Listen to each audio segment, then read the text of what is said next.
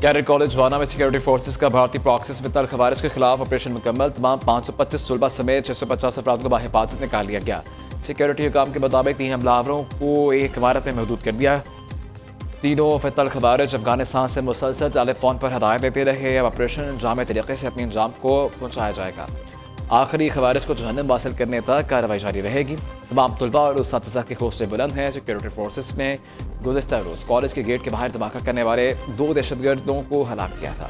College के मरकज़ी gate पर होने वाले खुदकश धमाके की फुटेज मंजर पर आ गई। धमाके के फौरन बाद पाक फौज और रेस्क्यू टीमों की तेज़ कार्रवाई वहाँ से देखी जा सकती है।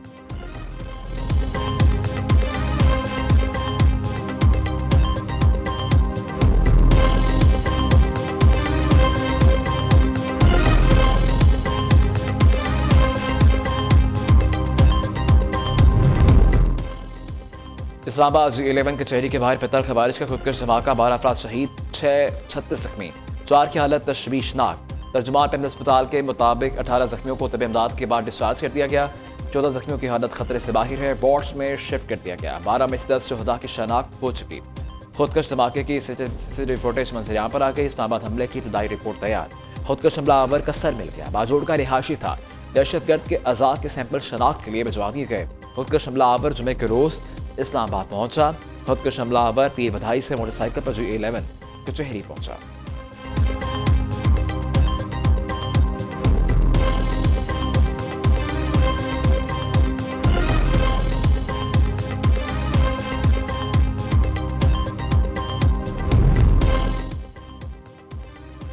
खुदकश हमलावर कचहरी के अंदर जाने की कोशिश कर रहा था। मौका न मिलने पर पुलिस गाड़ी पर हमला किया। वाना हमले में अफगान तालिबान मुलव्विस कम्युनिकेशन होती रही। कचहरी और वाना हमले में मुलव्विस किरदारों को जल्द सामने लाया जाएगा।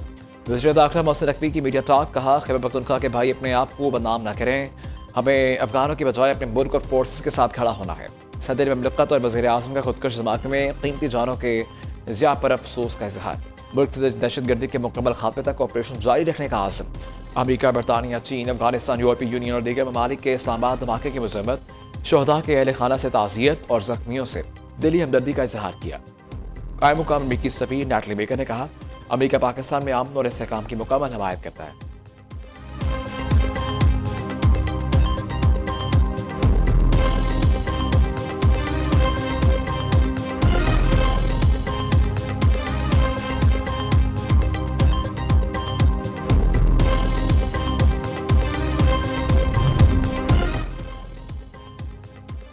पाकिस्तान दहशतगर्दी के हालिया वाक़यात के बाद अफगानिस्तान में कार्रवाई कर सकता है। वफाकी वज़ीर दिफ़ा ख्वाजा आसिफ ने कहा कि हम जारहियत का बार खाली नहीं जाने देंगे, भरपूर जवाब देंगे। हालिया वाक़यात में अफगान मुदाखलत के सबूत सालसों के सामने रखे जाएंगे।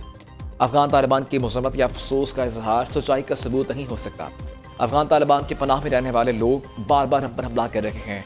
भारत अफगानिस्तान के रास्ते जारहियत कह रहा है। किसी को गलत फहमी नहीं होनी चाहिए। हमारे हमसाये का दुश्मनी वाला रवैया सामने आ चुका है।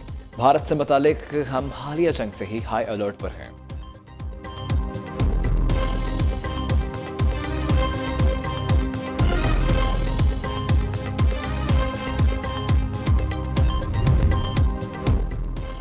सताईसवीं आईनी तरमीम का बिल आज कौमी असम्बली में मंजूर किया जाएगा। 184 को खत्म नहीं किया, इसे वफाकी आईनी अदालत को सौंपा है। सुबह के मामलात आईनी मुकदमात आईनी अदालत देखेगी।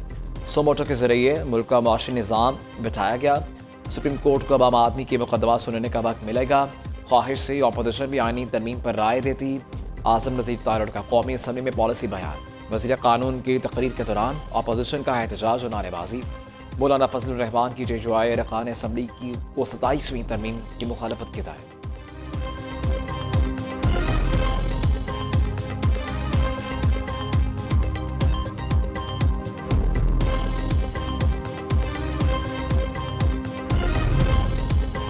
सदर ममलकत आसिफ अली ज़रदारी की जानिब से पार्लियामेंटेरियंस के एजाज़ में इशाइया। वज़ीर आज़म, नायब वज़ीर आज़म, वफाकी वज़रा, दीगर रहनुमाओं की शिरकत। सदर ममलकत ने 27वीं आईनी तरमीम की हिमायत पर अरकान का शुक्रिया अदा किया। आसिफ अली ज़रदारी और शहबाज शरीफ की मुलाकात, मौजूदा सियासी सूरत हाल पर तबादला ख्याल। गैर मुल्की स्पॉन्सर्ड दहशतगर्दों और उनके सहूलतकारों के खिलाफ कार्रवाइयों का अज़्म।